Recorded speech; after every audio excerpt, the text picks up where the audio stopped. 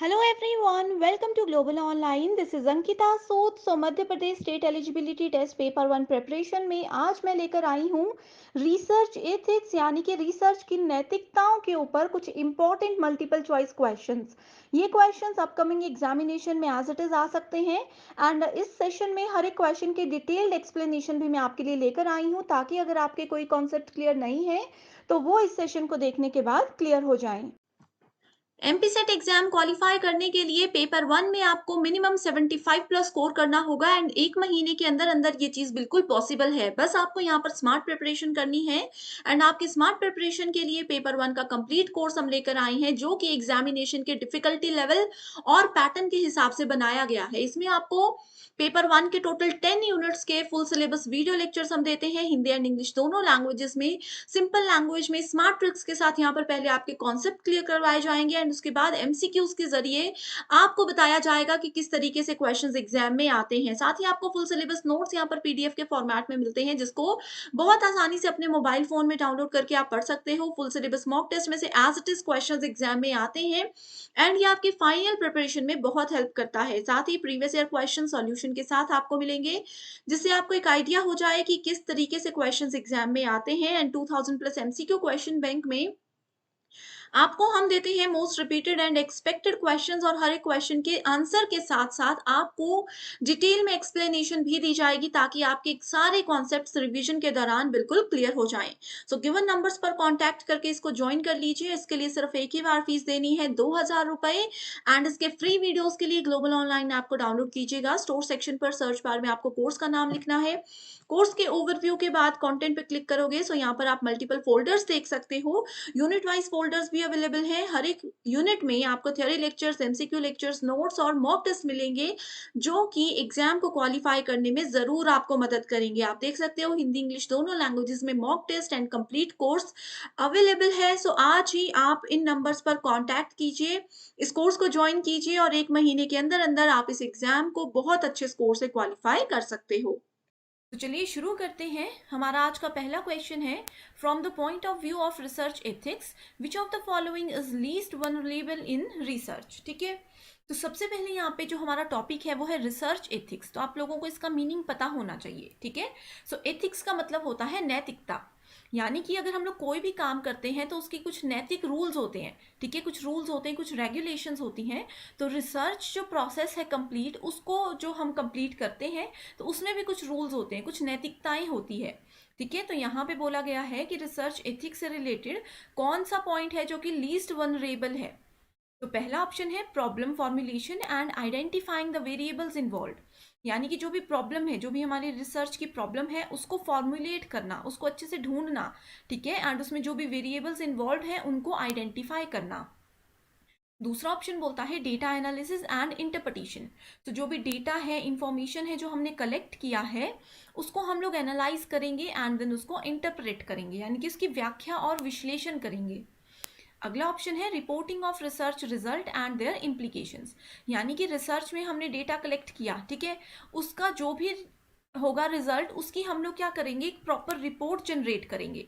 ठीक है, एंड उसकी जो भी इम्प्लीकेशंस होंगी उनको भी रिपोर्ट में हम ऐड करेंगे। नेक्स्ट ऑप्शन बोलता है citing a theory in support of the one's thesis, यानी कि जो कोई पर्सन है जिसने ऑलरेडी थीसिस बनाई हुई है, ठीक है, उसके लिए हम क्या करेंगे, थ्योरी का सपोर्ट लेंगे।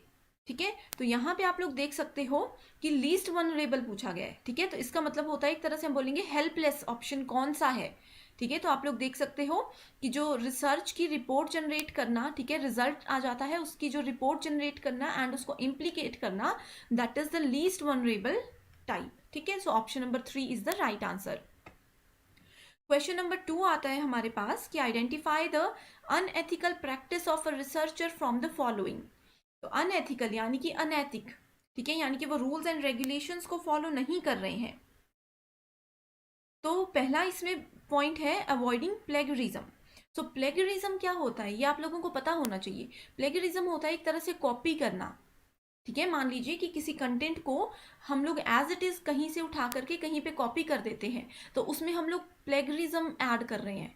ठीक है, तो दूसरा है अवॉइडिंग मैनिपुलेशन, यानी कि जो उसकी हेर फेर होती है उन चीज़ों से बचना। तीसरा है अवॉइडिंग डुप्लीकेशन। ठीक है, डुप्लीकेशन, डुप्लीकेट चीज़ों का आप लोगों को मतलब पता है कि एक ही चीज़ को अगर हम लोग बार बार लिखते हैं, ये सोच के कि जो हमारी रिसर्च की थीसिस हैं, जो हमारे नोट्स हैं, उसमें हम लोग पेजेस बढ़ाएंगे, तो ये चीज़ यूज़ होती है। ठीक है, तो इसमें बोला गया है कि हम उसको अवॉइड करेंगे। नेक्स्ट बोलता है अवॉइडिंग रिलायबल इंफॉर्मेशन। ठीक है, यानी कि जो विश्वसनीय जानकारी होती है उसको हमें अवॉइड करना चाहिए। ठीक है, तो यहाँ पे अगर हम लोग देखें तो राइट आंसर है ऑप्शन नंबर 4, कि जितनी भी रिलायबल इंफॉर्मेशन होती है उसको ही अगर हम लोग अवॉइड कर देंगे तो वो अनएथिकल ही होगा। हमेशा स्टूडेंट्स यहाँ पे क्यों कंफ्यूज होते हैं, वो अनएथिकल की जगह एथिकल के पॉइंट ऑफ व्यू से चीज़ों को देखते हैं एंड वो क्वेश्चन गलत कर देते हैं। ठीक है, तो यहाँ पे बहुत ईजी क्वेश्चन है कि प्लेगरिज्म जो है उसको हमें अवॉइड करना चाहिए। यहाँ पे बोला है कि नहीं करेंगे, हमें करना चाहिए। ठीक है, मैनिपुलेशन को भी अवॉइड करना चाहिए एंड डुप्लीकेशन को भी अवॉइड करना चाहिए।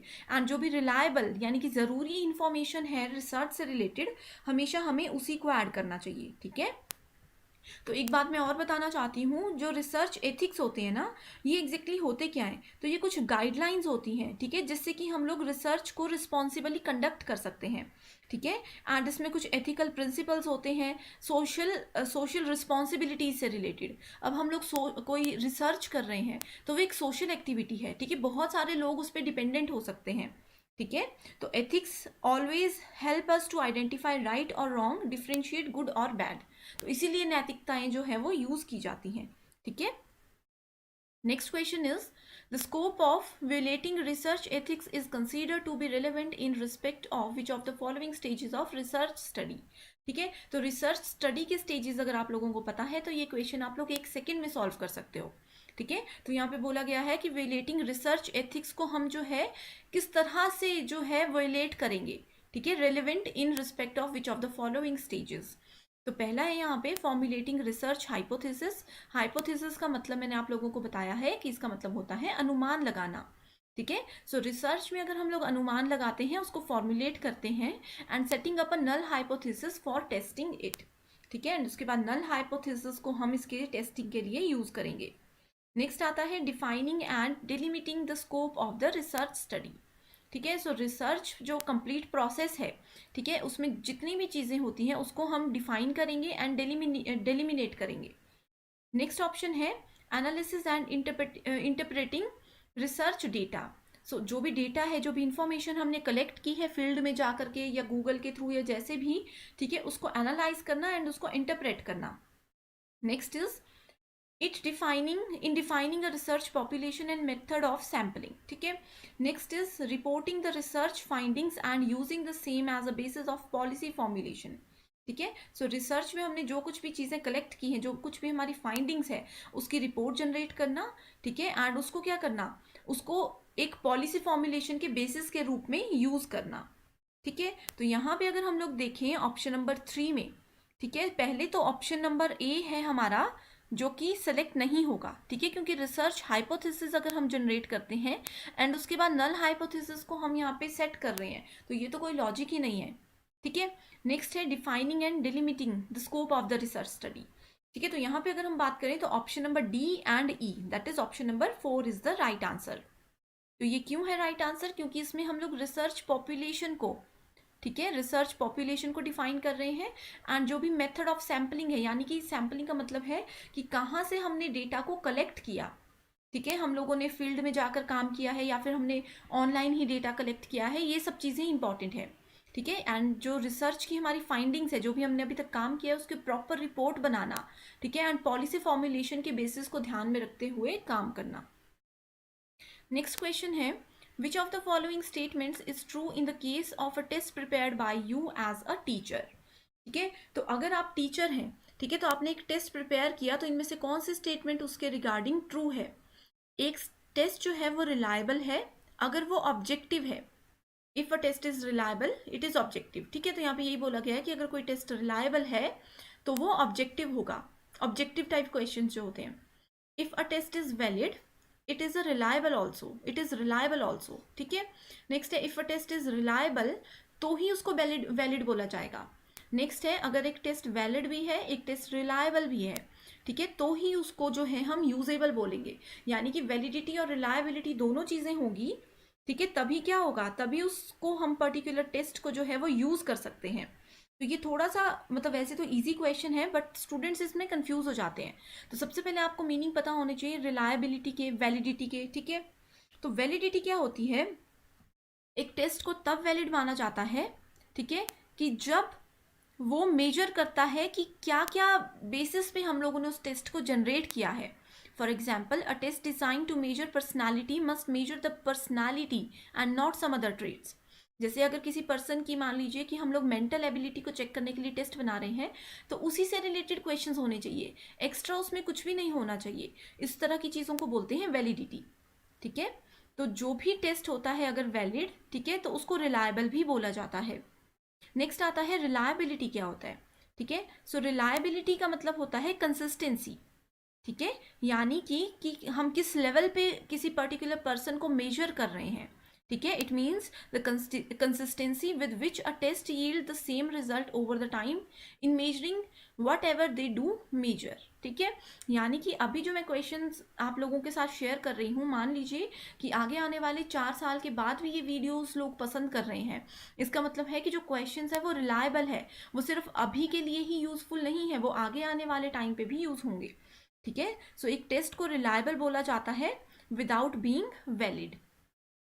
सो नेक्स्ट आते ही है ऑब्जेक्टिविटी, ठीक है। सो अगर हम लोग किसी पर्सन के स्कोर को, इनके ओपिनियन को, ठीक है, या फिर बायस बायस जजमेंट जो होती है उसको एलिमिनेट करते हैं, तो उसको ऑब्जेक्टिविटी बोला जाता है, ठीक है। यूजेबिलिटी होता है कि जो एक ही पर्टिकुलर चीज़ अगर बार बार यूज होती है, ठीक है। तो ये थी 4 बेसिक टर्म्स। तो इस क्वेश्चन का राइट आंसर होगा हमारे पास ऑप्शन नंबर 2।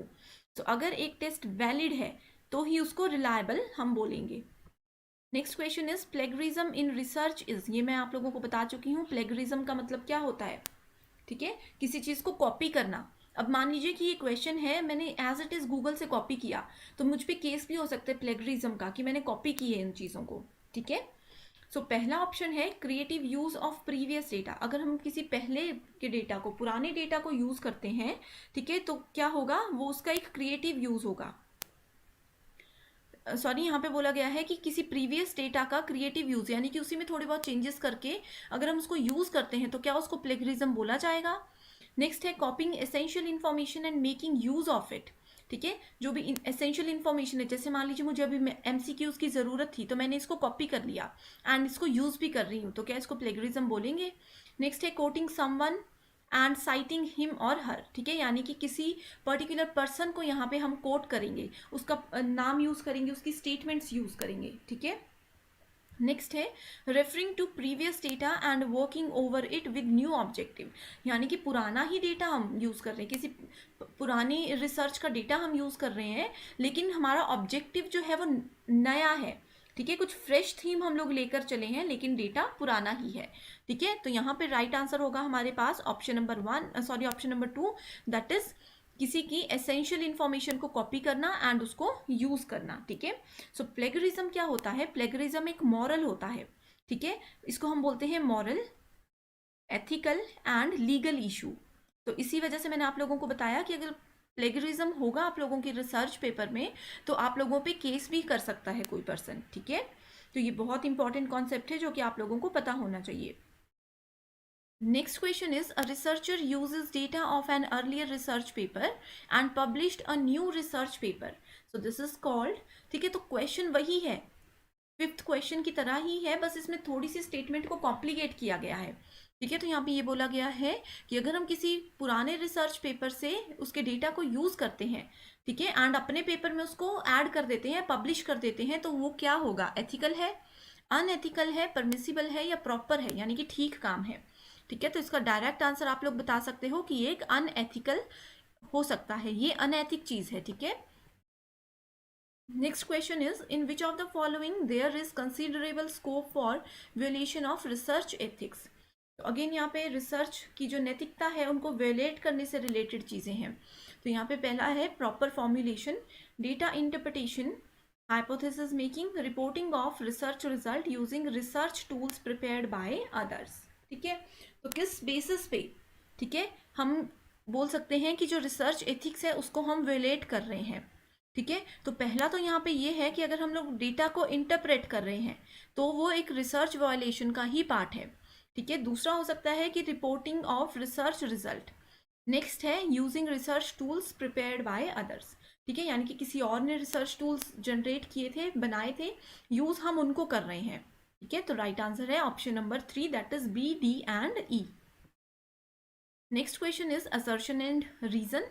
ठीक है, तो इसका लॉजिक मैं बता चुकी हूँ कि रीजन से पहले आप लोग बिकॉज ऐड कर दो, इजीली क्वेश्चन सॉल्व हो जाएंगे। ठीक है, तो असर्शन में बोला गया है कि research ethics and its observance are necessary for the interest of credibility and quality of research. यानी कि जो रिसर्च एथिक्स है, ठीक है, एंड इसकी जो ऑब्जर्वेंस है, ठीक है, यानी कि उसका जो अनुसंधान का जो पालन है, ठीक है, ये बहुत ज़रूरी होते हैं। क्यों ज़रूरी होते हैं? For the interest of credibility and research की क्वालिटी को एनहांस करने के लिए। क्योंकि रीजन दिया गया है, the policy making bodies have to be accountable for pursuing research with an eye on promoting excellence. ठीक है, यानी कि जो पॉलिसी मेकिंग बॉडीज होती हैं, जो पॉलिसीज बनाती हैं रिसर्च से रिलेटेड, ठीक है, ये क्या करते हैं? ये करते हैं accountable for pursuing research with an eye on promoting excellence, यानी कि इनका मेन फोकस जो है वो एक्सेलेंस को प्रमोट करने में होता है। ठीक है, उनको जवाबदाही करनी होती है वहां पे। तो यहाँ पे क्या बोला गया है कि both A and R true, and जो आर है वो ए की करेक्ट एक्सप्लेनेशन है। यहाँ पे बोला गया है कि ए और आर दोनों ट्रू हैं, बट आर जो है इसकी करेक्ट एक्सप्लेनेशन नहीं है। A is true, R is false, A is false, R is true. ठीक है, तो यहाँ पे आप लोग इजीली देख सकते हो कि जो स्टेटमेंट फर्स्ट है कि इसमें जो भी रिसर्च एथिक्स होते हैं ना, इसमें इंटरेस्ट ऑफ क्रेडिबिलिटी और रिसर्च की क्वालिटी पे फोकस करना बहुत ज़रूरी होता है, इसीलिए इनको डेवलप किया गया है। तो ए जो है वो बिल्कुल करेक्ट है। ठीक है, तो ऑप्शन नंबर 4 एलिमिनेट हो जाएगा।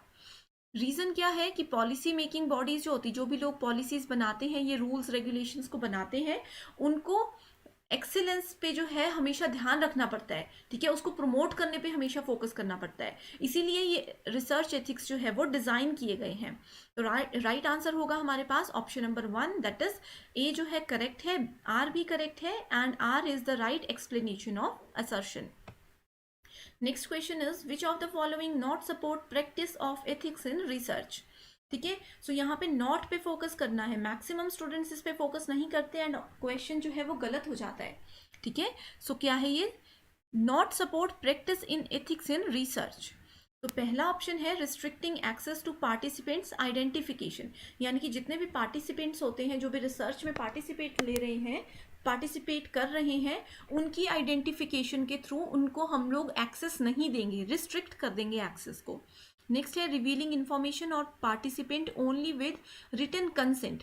ठीक है, लेकिन क्या बोला है यहाँ पे कि रिटन कंसेंट, यानी कि सिर्फ लिखित में ही उनको हम लोग क्या करेंगे, इन्फॉर्मेशन रिवील करेंगे। Next is disclosing the data subsets, यानी कि जो भी डेटा के सबसेट होते हैं उसको उसका खुलासा कर देना, सबको वो चीज़ें बता देना। नेक्स्ट आता है हमारे पास restricting access to data instruments where the participant is identified. ठीक है, यानी कि जितने भी हमारे पास डेटा इंस्ट्रूमेंट्स है, डेटा के उपकरण है, टूल्स भी यहाँ पे हो सकता है। ठीक है, डेटा के टूल्स जो भी हैं, ठीक है, उनको क्या करना, उनके एक्सेस को रिस्ट्रिक्ट कर देना जहाँ पे भी पार्टिसिपेंट की आइडेंटिटी यूज होगी। ठीक है, तो ये भी बहुत डायरेक्ट क्वेश्चन है कि जो भी हमारे डेटा के सबसेट्स होते हैं, ठीक है, उसको डिस्क्लोज करना, इसको हम लोग रिसर्च एथिक्स में ऐड नहीं करते हैं। ठीक है, तो राइट आंसर होगा option number 3। Next question is using someone else research without due acknowledgement is called as, यानी कि किसी की नॉलेज के बिना, अब जैसे मान लीजिए कि आप लोगों ने कोई पोएम लिखी है, ठीक है, आप लोगों की परमिशन के बिना मैं उस पोएम को कहीं पब्लिक प्लेस में सुना रही हूँ, या फिर मैंने एक बुक में पब्लिश कर दिया उसको अपना नाम लेकर के। ठीक है, तो ये सब चीज़ें आती हैं किसके under? Copyright, plagiarism, publication and patent. ठीक है, तो ये सब चीज़ें आती हैं रिसर्च के केस में, किसके अंदर? प्लेगरिज्म के अंदर। कॉपीराइट भी वही होता है कि अगर हम किसी की चीज़ को यूज़ करते हैं विदाउट उनकी परमिशन, तो कॉपीराइट का भी चार्ज हम लोगों पे लग सकता है, लेकिन रिसर्च में हम लोग जनरली यूज़ करते हैं प्लेगरिज्म टर्म को। ठीक है, सो राइट आंसर है ऑप्शन नंबर 2। सो ये थे हमारे आज के 10 क्वेश्चंस। आप लोग कमेंट सेक्शन पे मुझे बता सकते हो कि आपने 10 में से कितना स्कोर किया है, एंड इसके अलावा अगर आप लोगों को कोई भी क्वेरी है किसी भी क्वेश्चन में, तो आप लोग कमेंट करके हमें बता सकते हो। पेपर 1 के साथ-साथ पेपर 2 प्रिपरेशन के लिए भी कंप्लीट स्टडी मटेरियल हम लेकर आए हैं, जिसमें आपको full syllabus notes and MCQs मिलेंगे।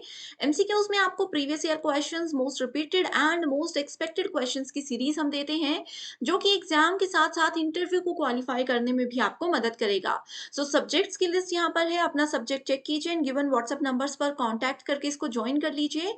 जब तक आपका एग्ज़ाम और इंटरव्यू क्वालीफाई नहीं हो जाता, तब तक आप इस स्टडी मटेरियल का बेनिफिट उठा सकते हो। इसके लिए सिर्फ एक ही बार फीस देनी है, 1280 रुपए। सो बहुत अच्छा चांस है आप सबके लिए, आज ही इस कोर्स को आप ज्वाइन ज़रूर कर लीजिएगा। आज के लिए सिर्फ इतना ही। Thank you so much for watching this video.